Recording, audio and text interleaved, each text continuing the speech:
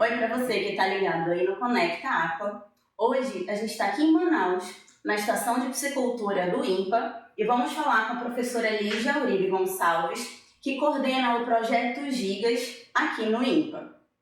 A Lígia, ela é zootecnista e trabalha a vida inteira com nutrição. E aqui em Manaus, ela usou a nutrição para transformar a vida dos alunos e dos produtores. Lígia, vamos lá. Você é zootecnista. A aquicultura, ela é uma pontinha ali dentro das várias produções que vocês trabalham. Por que a aquicultura? Por que trabalhar com peixes?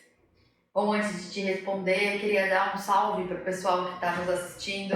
Como vai, pessoal? Um prazer estar aqui com vocês, com a minha amiga Tícia, uma honra. Tá? Parabéns pelo projeto e continue com essa iniciativa. Eu sou zootecnista e eu sempre, desde criança, eu sempre gostei de peixes ornamentais. Tinha aquário na minha casa, né? Cuidava de uns peixinhos. E aí, quando eu entrei na graduação, eu fiz amizade com um veterano, né? Que criava peixes ornamentais na casa dele. Inclusive, é meu amigo até hoje, foi até meu padrinho de casamento.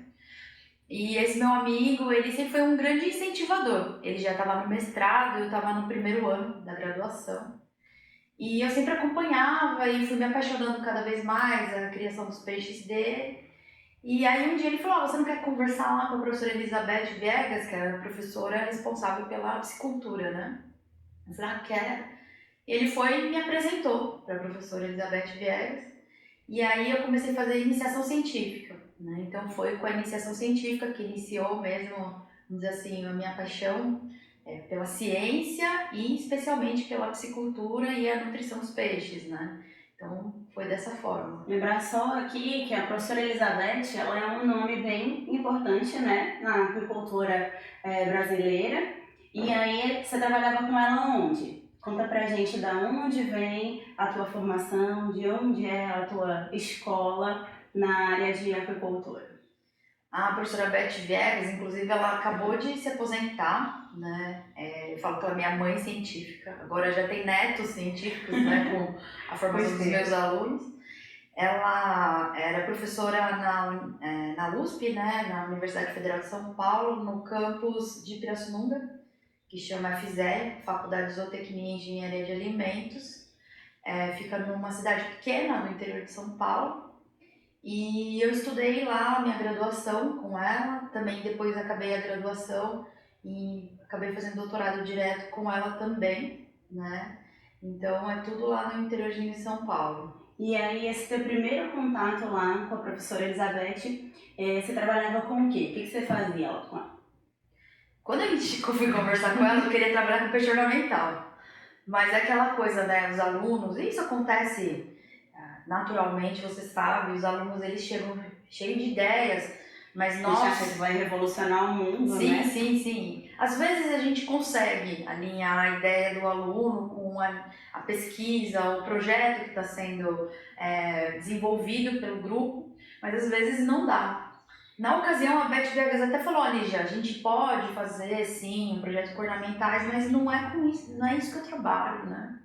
E na ocasião ela falou, estou trabalhando com silagem de resíduos, né, de pescado para nutrição. Ela tinha uma parceria com uma pesquisadora também na época. E aí ela falou, olha, eu sugiro que você faça um projeto de silagem de camarão. Então eu fiz um projetinho com resíduo do camarão sete barbas, que é um camarãozinho lá pequeno do litoral. E aí eu pegava o resíduo de Santos e fazia uma silagem, né, em baldes assim, e fazia o acompanhamento. Aí depois que essa silagem estava pronta, eu fazia as rações e testava nos peixes, né? Testei na tilápia e também no dourado, né, que é uma espécie nativa, Salminus brasiliensis. Então era mais voltado para isso. E depois eu fui fazendo a iniciação científica, foi se prolongando, fui fazendo a parte econômica e tudo mais, digestibilidade, mas sempre voltava aí desde então com a parte de nutrição.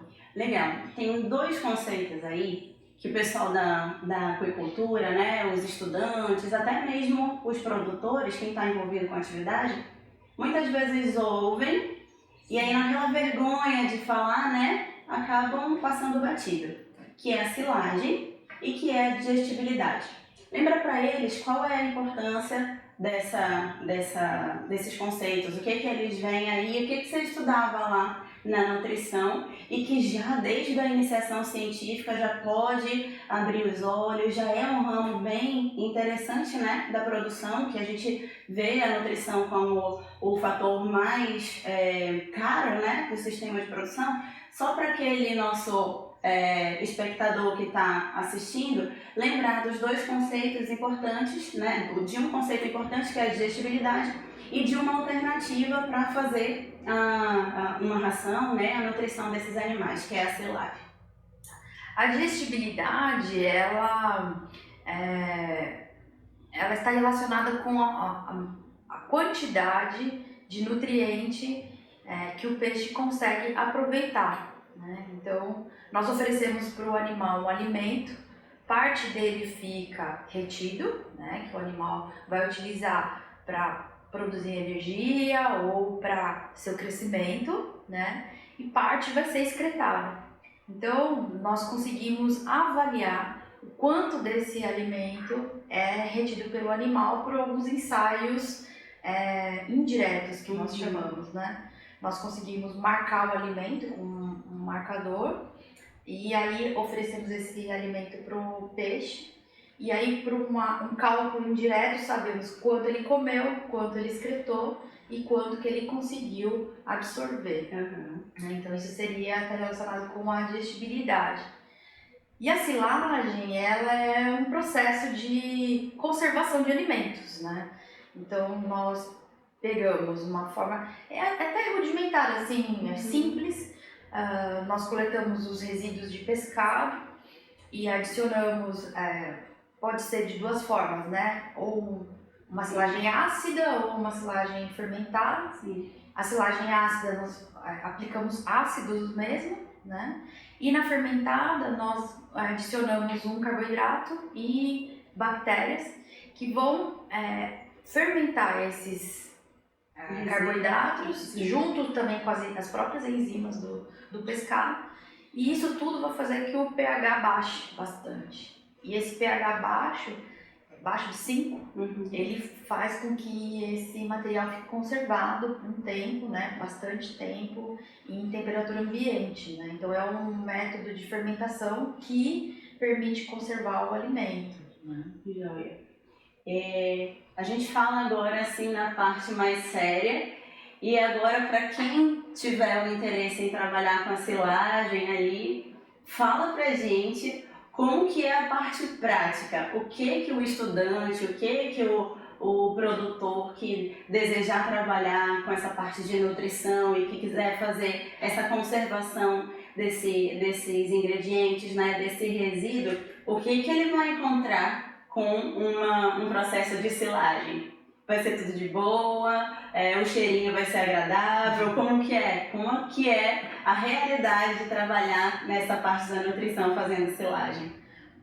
Olha, na verdade, depois que se faz uma moagem do resíduo, né, agora falando especificamente da silagem fermentada, assim, que é mais segura para ser feita e também menos custosa, se espera um material pastoso, né, misturado, vamos dizer assim, um líquido pastoso, assim, né? Então, o odor ele é característico de pescado, mas com, vamos dizer assim, um odor ácido. Mas a tendência não é ser um odor de carniça, coisa do tipo, não. Mas aquele acidinho, né, que parece um que cheiro fica, bom, né? Não é um cheiro forte, mas não é um cheiro bom, é um cheiro bom, tá? Quando tiver um cheiro ruim é porque estragou, não deu certo. Inclusive, o odor ele é um indicativo, né? De qualidade. De qualidade. Se tiver com um cheiro mais voltado para putrefação, né? É que realmente não deu certo. O cheiro é voltado mais para o odor do pescado misturado com ácido, assim. Certo. A tua ideia inicial era ornamental. E daí você focou na nutrição e com espécies nativas. Como que foi isso para brilhar os olhos? Ou como foi essa tua relação? Foi aí que despertou a paixão pela aquicultura? Ou aí houve alguma transformação? Como que foi? Pode falar. Não, me perdi nessa pergunta. Não, tá bom. Assim, você, para os estudantes, vamos ficar lá. Você queria ornamental, mas no laboratório você mudou, foi para nutrição e das espécies nativas. O que isso impactou em ti? Foi o decisivo para você chegar na piscicultura, na apicultura, ou deu uma... Fala a verdade, vai brincando. Não é verdade, é porque não tem muito assim resposta pra isso. Então deixa. Tipo, sabe aquele negócio que você vai seguindo que o seu orientador vai indo, né? Não foi muito. Porque que eu vejo assim, não vai colocar isso, gente. É que nessa época que você é aluno, não é muito a sua decisão, né? Apesar que eu achava que eu tinha bastante voz ativa até, quando eu era estudante. Eu conseguia convencer bastante minha orientadora, mas não é uma coisa assim que você decide, né? Sim. Apesar que acho que eu tive muita sorte de trabalhar com os peixes nativos, trabalhei algumas coisas pontuais com a tilápia, mas não eram exatamente os meus projetos. Eu ajudava, eu fiz algumas outras coisas, mas tudo que eu fiz foi com peixe nativo de fato. Mas trabalhar com peixe nativo também tem suas dores, né? Você não tem muita referência, você não tem muito caminho, né? Vai meio que partindo... e assim, como são os peixes também não são muito... Hoje está melhor, né? Passaram aí 20 anos já, desde que eu comecei a iniciação científica. Eu acho que hoje já tem uma domesticação muito maior. Mas antes, para trabalhar com salminas brasilienses era uma coisa super difícil, né? Então, Lídia, a gente conheceu essa sua primeira experiência, né, lá com o peixe, foi na iniciação científica, e aí a nutrição, ela te acompanhou o resto todo da vida ou teve algum desvio pelo caminho aí? Quando eu estava para me formar, né, tem que fazer o estágio obrigatório, aí eu fui fazer o estágio obrigatório numa hidrelétrica. Foi uma experiência muito interessante, eu me apaixonei pelo estágio. E aí eu trabalhei com reprodução de peixe nativo também. Trabalhei na área de meio ambiente da hidrelétrica, né? Então nós fazíamos toda a parte de reprodução e repovoamento dos peixes, fazia o acompanhamento dos reservatórios, né? E aí foi uma época bem engrandecedora também, aprendi bastante sobre reprodução. E foi interessante que eu linkei, né, a reprodução com a nutrição para fazer meu doutorado. Então, o meu doutorado foi em nutrição de reprodutor. E aí eu utilizei um peixe pequenininho lá de São Paulo, né, que é o Astyanax altiparani, o lambari, como uma espécie modelo para as espécies nativas, né, fazendo a nutrição, né, as dietas para o lambari e testando o resultado na reprodução. Então, apesar de ter trabalhado com uma fase, né, ali do desenvolvimento do animal, que é a fase de reprodução, a nutrição sempre se manteve ali do teu lado. Foi com reprodução, foi misturando a nutrição e a reprodução. Tá, agora tem uma coisa interessante que você falou aí. Você fez o seu estágio de conclusão de curso, né, e você já usou para o doutorado. Sim. O que aconteceu aí no meio do caminho? Acabou o curso e já passou direto para doutorado? Sim, existe no Brasil, né, a possibilidade de você fazer doutorado direto. Alguns programas de pós-graduação incentivam, né, fazer doutorado direto, outros não, né? Lá, no caso do programa de pós-graduação que eu me formei, eu entrei como aluna de mestrado, mas tinha um incentivo na época da FAPESP, que é como se fosse a FAPENA aqui, né? Que para que a gente tentasse o doutorado direto, tinha que ter alguns requisitos, né? Cumprir alguns requisitos para poder solicitar. E você que tinha bolsa de mestrado, você poderia solicitar a passagem para o doutorado direto. E na época conversei com a minha orientadora, eu tinha os requisitos, ela também, né, como orientadora, o projeto também, né? E aí nós conseguimos e decidimos fazer pelo doutorado direto. Quer dizer, então, que o estudante que está ali ouvindo a gente e que ele conclui a graduação dele, ele tem, de alguma forma, a opção de entrar num programa de pós-graduação e já ingressar no doutorado direto, se ele reunir alguns pré-requisitos. Então, ele avança etapas de acordo com a formação dele, certo? Sim. De acordo com as habilidades dele, né? Sim, depende muito do programa de pós-graduação, né? Aí cada programa de pós-graduação faz as suas regras, né? Mas sim, isso é uma possibilidade. É uma possibilidade no Brasil e no mundo, na verdade. No mundo é uma tendência, né? No Brasil, acredito que iniciou mais ou menos na minha época. E hoje, inclusive, que nós estamos gravando essa entrevista, esse podcast, hoje eu faço 12 anos de término do doutorado. Junto, então. 12 anos, então conte aí mais ou menos que deve ter uns 16 a 20 anos mais ou menos no Brasil a prática do doutorado direto. Não é algo tão, não é algo tão recente, mas lógico que comparado, né, ao que já existe. Sim, sim. Legal. É mais uma opção para vocês que estão aí ouvindo a gente, quem está na academia, né, quem está buscando seguir esse caminho científico já sabe que tem essa possibilidade. E como você falou, tem alguns pré-requisitos e sem dúvidas a preparação ali na graduação foi fundamental, né? Seus trabalhos, publicação, participação em evento. E aí, isso com certeza são alguns dos pré-requisitos para dizer, esse estudante aí tem capacidade, então dá, né? Sim, exatamente isso, são esses. Perfeito. Então vamos voltar aqui para a nutrição. Teu caminho foi lá a São Paulo, tua graduação, a pós-graduação, fez também o estágio pós-doutoral, né, que todo mundo conhece como o pós-doc, que aí a gente tem essa informação também que precisa ser homogeneizada. A gente tem como qualificação, né, graduação e pós-graduação, que vai lá do mestrado, doutorado. E o pós-doc, que a gente trabalha aqui no Brasil, é um estágio de quem já é doutor. Então, a Lígia também fez o pós-doc dela lá no estado de São Paulo e depois a tua carreira te trouxe aqui para Manaus. Continuou com nutrição aqui em Manaus, certo? Sim, aqui no INPA, né, o concurso que eu prestei foi para a vaga nutrição de organismos aquáticos.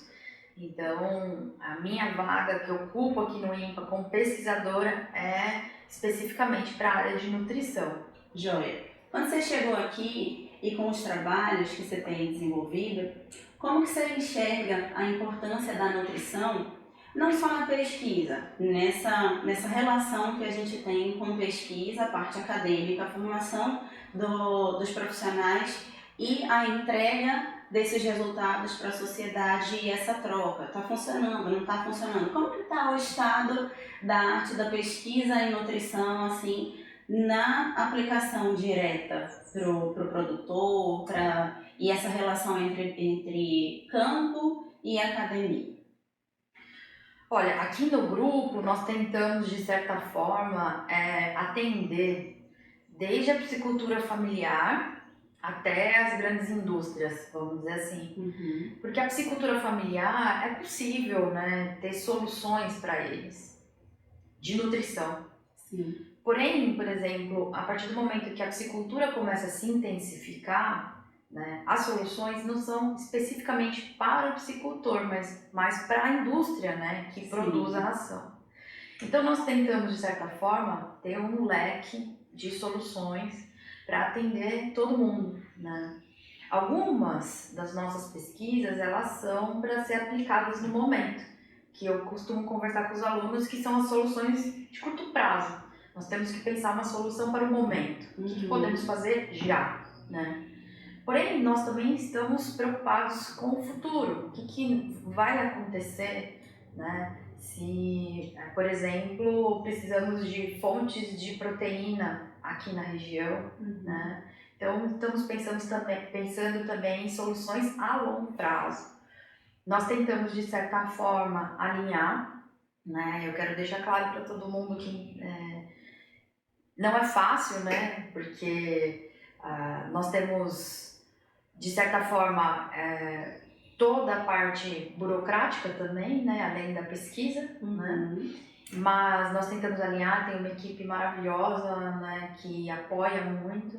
E estamos tentando nos reunir com outros professores, como do IFAM, né? Para poder, de certa forma, alcançar mais que o nosso resultado alcance mais as pessoas, né? Os alunos também, que possam esses alunos como vocês se formarem e poderem levar um pouco do resultado, ser os multiplicadores. Nós estamos tentando também nos aproximar mais do IDAM, porque o IDAM ele tem unidades em cada município do estado. Então agora recentemente nós aprovamos um projeto, estamos tentando fazer soluções para a psicultura familiar, né, em relação à nutrição e levar, que nós chamamos de ração amazônica. Estamos tentando fazer uma ração específica aqui para a região. Estamos tentando articular com todo mundo. É uma iniciativa, vamos dizer assim, recente, né? Não tem nada ainda concreto, mas pelo menos o projeto já foi aprovado, já está aqui também registrado no INPA.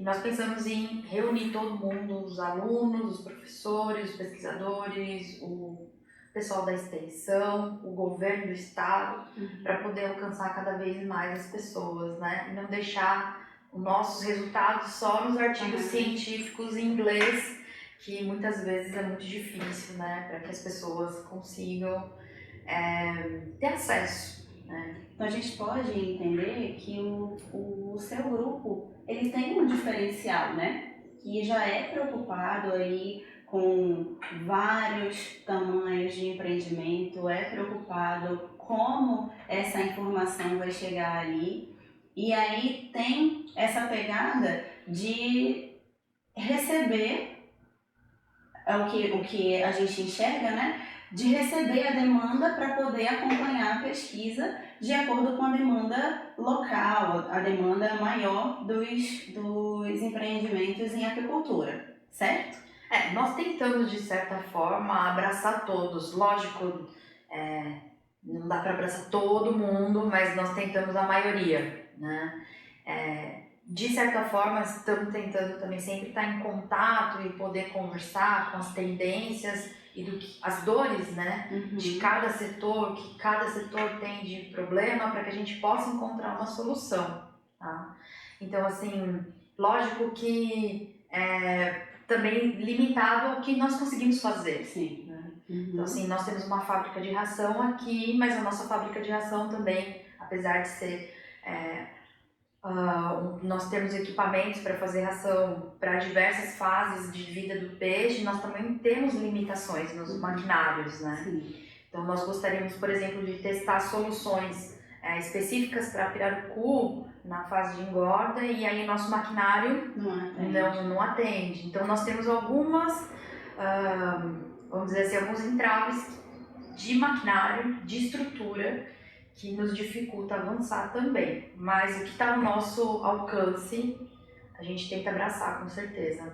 Tá, e você falou aí de tendências e falou que tenta, que os teus projetos eles tentam dar soluções, né, dar alternativas nas duas pontas dos tamanhos de empreendimentos agrícolas, desde aquele psicultor familiar até as indústrias. Quais são as maiores dores e o que os teus projetos têm atendido hoje em tecnologia, em trabalho da nutrição, em colocação da nutrição nesses pontos aí, e tem sanado as dores dessas duas pontas da produção? Bom, em relação à psicultura familiar, assim, foi até uma demanda do IDAM, né, numa conversa, que a ração para tambaqui, ela chega muito cara aqui no estado, e ela chega em Manaus, num valor, e quando ela vai para os interiores, ela chega mais cara ainda. Então, se a gente pensar que cerca de 90% da piscicultura no Amazonas é familiar, fica muito difícil sustentar uma piscicultura dessa forma, né? Levando a uma ração a esse preço, né?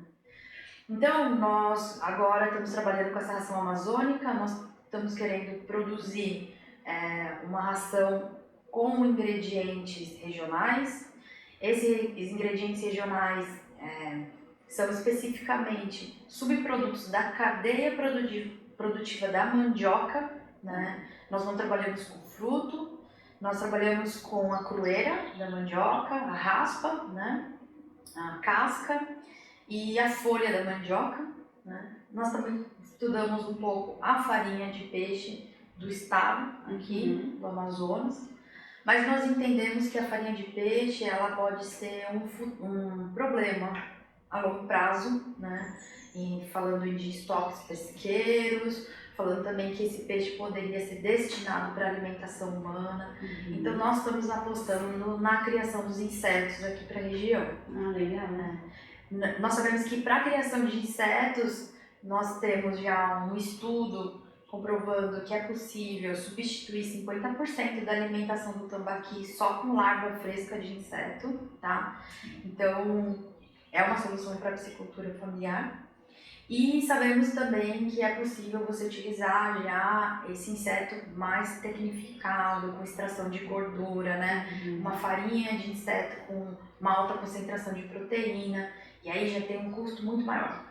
Hoje, os insetos, né, já tem empresas no Brasil criando inseto, já tem empresa vendendo toneladas, só que o preço ainda é alto.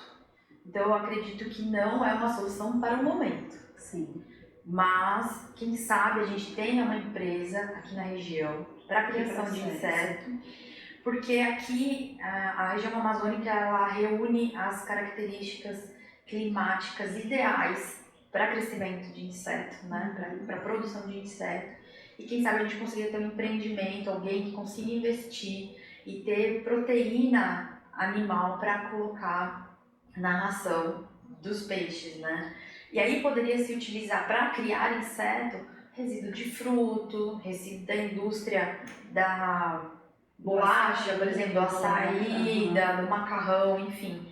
Então você consegue utilizar resíduos de cadeias produtivas locais, que esses resíduos não são, vamos dizer assim, não reúnem as características ideais para entrar numa ração, mas eles poderiam ser substrato para inseto e a larva do inseto ser o ingrediente mais interessante, porque ele vai fornecer proteína. Então a gente vê aí a nutrição não só solucionando problemas, mas também abrindo um leque de opções,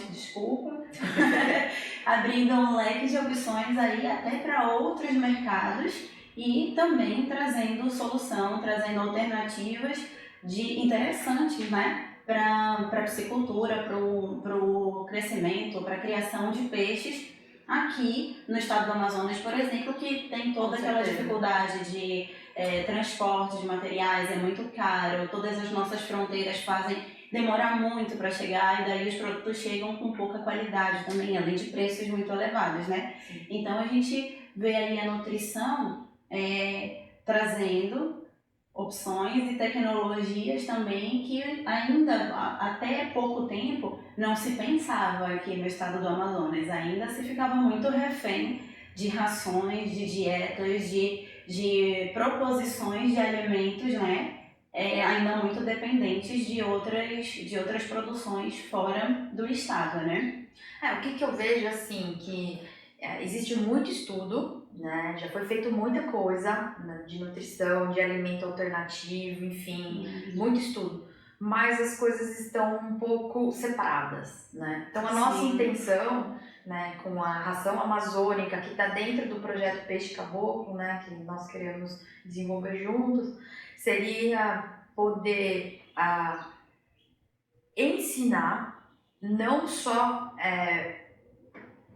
a ração em si, ofertar a ração, mas ensinar como fazer. Quais são as proporções, como que se moe, como se coloca na máquina, como que se seca. Isso tudo nas condições de uma piscicultura familiar. Perfeito. Né? Considerando que a cadeia produtiva da mandioca ela já está bem estabelecida na região e tem resíduo praticamente o ano todo. Então, seria uma forma de aproveitar isso, promover a economia circular, né? E que esses resíduos de uma cadeia produtiva pudessem ser utilizados em outra, aqui no caso do tambaqui. Certo. E a nutrição, voltando à tua história, né? Ela sendo o teu carro-chefe aqui no INPA, aqui no grupo. Sim. De várias pesquisas que você faz, tem um projeto em específico que eu acho que ele é conhecido por muitas das pessoas que vão estar assistindo a gente agora, que é o Gigas. Você foi a idealizadora do Gigas e ele existe até hoje sob tua coordenação. Fala um pouco do Gigas, de como é apaixonante essa ideia do Gigas, do tanto de gente que já passou nos Gigas, o tanto de formação profissional, pessoal, os resultados que você já teve com os Gigas, trazendo a nutrição para a continuidade das tuas pesquisas, pela tua vida profissional aqui no Amazonas. O projeto Gigas, ele nasceu mais ou menos em 2014, 2015, né? Foi logo que eu fui contratada aqui, eu fui conversar com os meus colegas aqui do INPA, né, do Grupo de Pesquisa e Agricultura da Amazônia Ocidental, e fui perguntar para eles, o que poderia ser interessante para estudar aqui na região, já que eu estava vindo de uma pesquisa, vamos dizer, bem particular, e eu queria saber o que seria interessante estudar para cá. E aí eles falaram, Lígia, eu acho que seria muito interessante estudar as fases iniciais do pirarucu, né? Então o projeto chama Gigas, porque o nome científico do pirarucu era Arapaima gigas, né? Então ficou o projeto Gigas. E nós iniciamos trabalhando só com a fase inicial do pirarucu, tentando entender como que era toda a parte de digestão do peixe, toda a parte de desenvolvimento do trato gastrointestinal, em que momento que ele começava a produzir as enzimas, né? Se ele tolerava bem um tipo de alimento vivo, se ele digeria bem outro tipo de alimento vivo, se as fórmulas das rações ele conseguia digerir ou não, como que era a sobrevivência. E nesse meio tempo, trabalhando com as larvas de pirarucu, nós fomos encontrando diversos desafios, né? Porque a ideia era trabalhar só com nutrição, mas aí começa a vir, né? Peixe é parasitado, então nós tínhamos que entender que parasito era aquele, entender como tratar daquele peixe que estava doente. Nós tivemos problemas quando tem pouco peixe nessa fase inicial, eles não comem muito bem, então tivemos que fazer alguns estudos de densidade. Então, na verdade, o Gigas de fato iniciou para fazer estudos só de nutrição e acabou ampliando porque os desafios foram aparecendo e nós tínhamos que encontrar respostas para esses desafios. E isso foi e é, né, muito interessante e muito gratificante. Desde 2015, né, nós já formamos mais de 60 pessoas entre iniciação científica, mestrado, doutorado, pós-doc, né?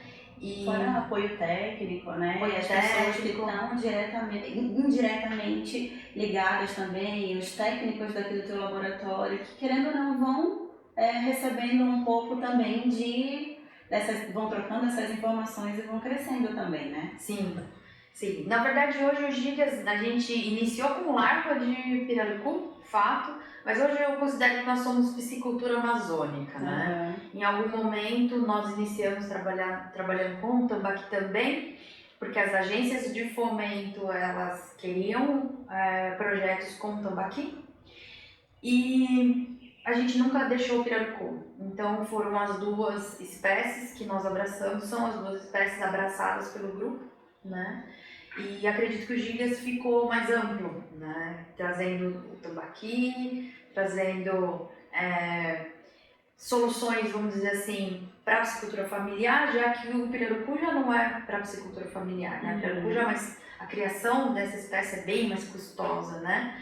Então a gente começou a abrir um olhar do grupo para, vamos dizer assim, tentar diminuir as diferenças da sociedade também em relação, dentro da aquicultura. Sim, então tem bem essa pegada da responsabilidade social com quem recebe as informações, né? Porque acaba criando vínculo, e de quem é esse ator de produzir novos resultados, que são os teus alunos, os estagiários e toda a equipe associada, né? Vou te fazer uma pergunta, que aí a gente vai puxar o braço um pouco para nossa sardinha do nutricionista e para quem tem interesse em trabalhar com nutrição. Sim. A gente fala ali da cadeia produtiva, ser dependente ali num percentual que chega até ali 80% da nutrição. E aí você falou, os desafios dos gigas começaram a ser nos aspectos sanitários, de variável de qualidade de água, de densidade, né, de todos aqueles outros aspectos. Então a gente pode dizer, você acha que quem trabalha com nutrição não dá para ficar só naqueles conceitos concentrados de nutrição, precisa entender um pouquinho do que o sanitarista faz, um pouquinho do que o fisiologista faz, que é para poder entender toda essa complexidade ali da nutrição?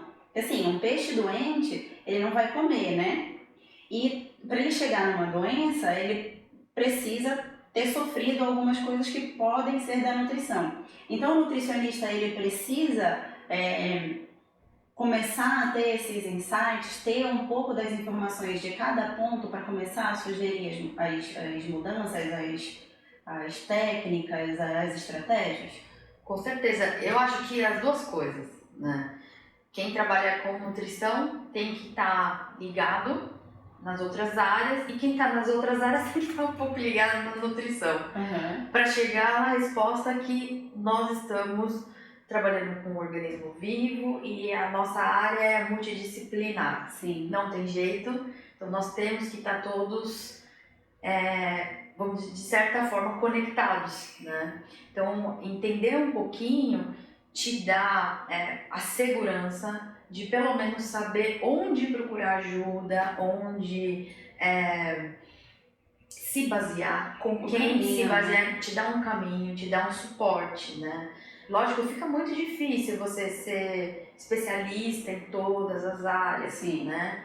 Mas realmente é importante saber sempre um pouco de cada uma, por isso que vocês que estão na graduação não menosprezem algumas disciplinas, viu? Porque depois, lá no futuro, vai fazer falta para vocês, né? Então, assim... Pelo menos para ligar a ideia, né? É muito comum, por exemplo, na pós-graduação, os meus alunos, né? Especialmente quem está na ciência, né?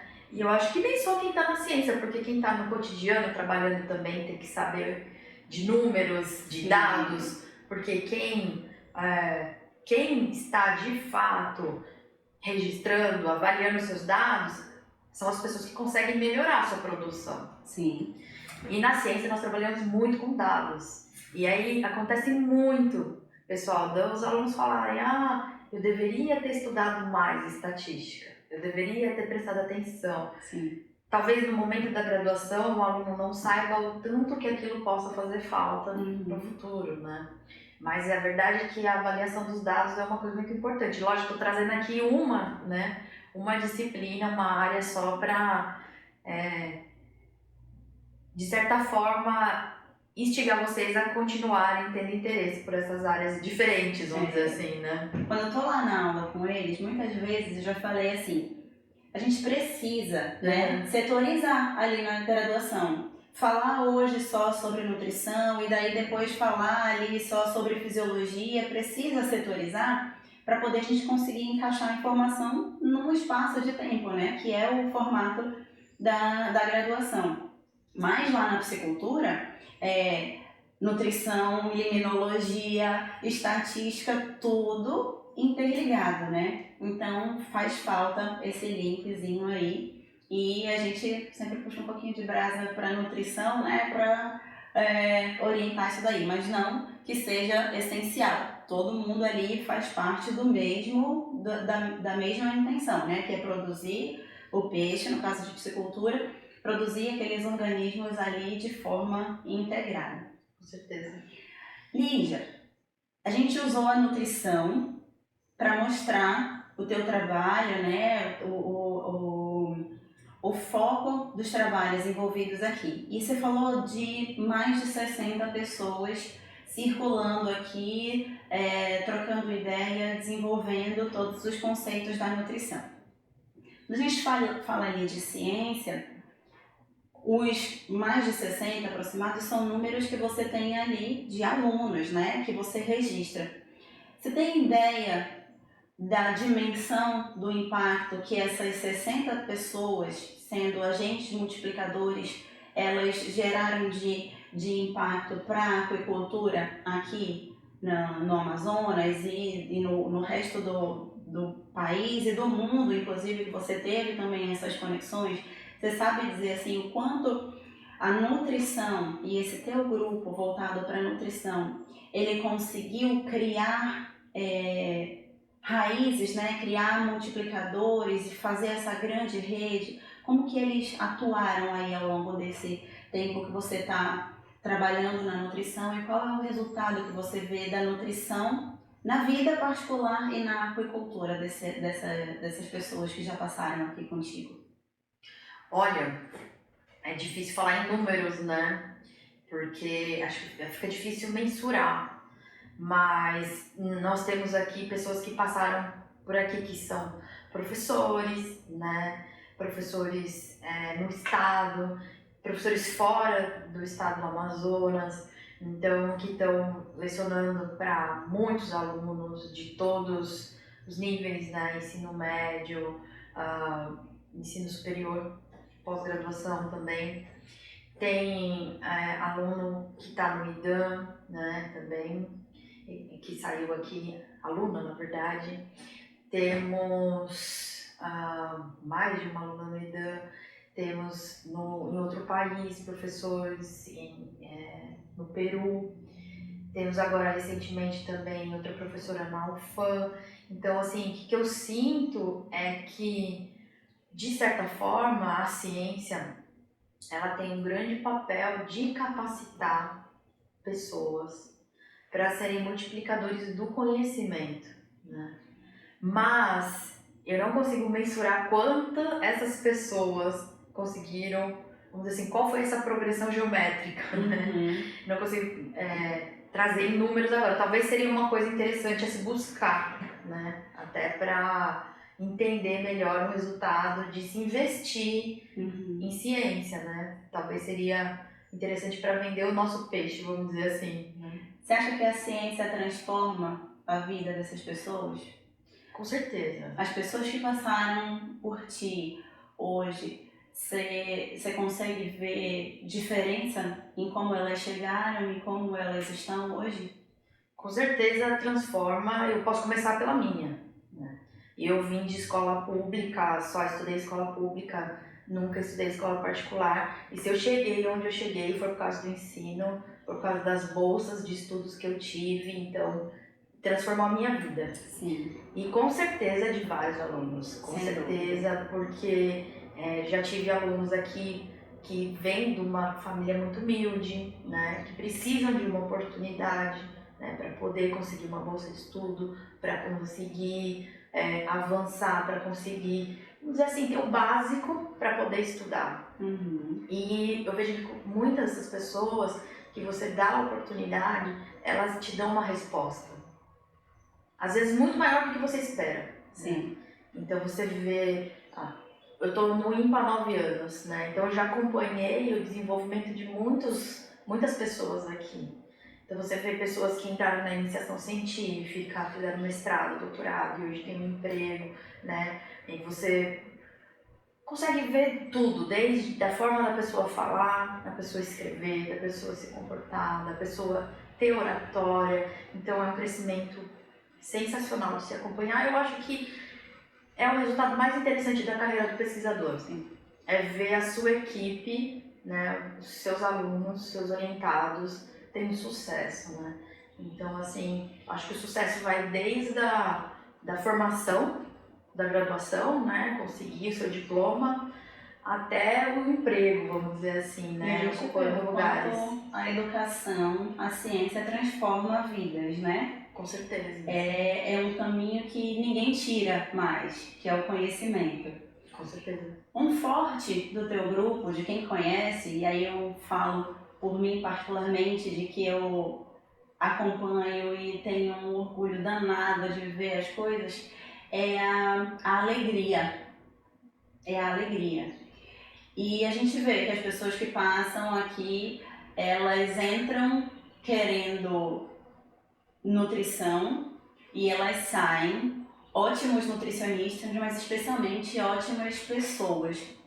Então a gente tem que mostrar para esses alunos que estão aí no caminho árduo da educação, que às vezes a gente recordando, né, você falou aí que transformou a tua vida, às vezes a gente recordando nosso tempo, no mesmo tempo que eles estão ali, né, de manhã e tarde estudando, às vezes dando conta de casa, dando conta disso e daquilo, mostrar que esse caminho, ele é muito duro agora, mas ele é muito recompensador ali no futuro, né? E especialmente encontrar pessoas como você que experimentaram essa conquista, essa evolução pessoal, essa oportunidade de abraçar e mostrar para eles também que escolher um caminho, seja, hoje a gente falou de nutrição, mas seja a nutrição, seja qual for o caminho que eles forem percorrer, é um caminho de transformação de vidas, né? E aí, pra gente encerrar o nosso bate-papo de hoje, eu queria que você ficasse à vontade para mandar mensagem para eles, para falar livremente o que você quiser e de repente trazer mais pessoas para fazer parte desses mais de 60 profissionais que hoje passaram por aqui, aumentar cada vez mais esse número. Eu queria agradecer a você, Tícia, pela oportunidade de estar aqui contigo. Para mim é sempre um prazer, uma honra estar com vocês. Quero desejar muito sucesso para todos os alunos, que vocês persistam. Eu sei que em alguns momentos tem dificuldade, né? Todo mundo tem, mas lembre-se que vai valer a pena, sabe? Espero que vocês tenham oportunidades também, né? Como eu tive, né? A Tícia também, nós tivemos, para que vocês possam prosperar na carreira e trazer muito resultado aqui para o estado do Amazonas e que nós precisamos de muitos profissionais bons, tá? Então, valorizem também seus professores, que eles fazem de tudo para que vocês tenham muito sucesso. O IMPA fica de portas abertas para recebê-los. Quem sabe vocês marquem uma revisita aqui com a Tícia para vir nos conhecer e ficar aqui um dia conosco. Um grande abraço para vocês, pessoal. Muito obrigada. Gente, hoje a gente encerra o nosso bate-papo falando com a Lígia sobre nutrição, sobre essa importância da ciência, sobre os caminhos que vocês podem traçar. E hoje um bate-papo mais descontraído e assim, ela é sempre a pessoa que eu busco na hora que eu quero mostrar para vocês o quanto a aquicultura ela tem múltiplas capacidades de formação, de crescimento, de oportunidade. Então, o Conecta Aqua fica por aqui por hoje com vocês e até a próxima. Obrigada, Lígia. Obrigada, tchau, gente. Tchau.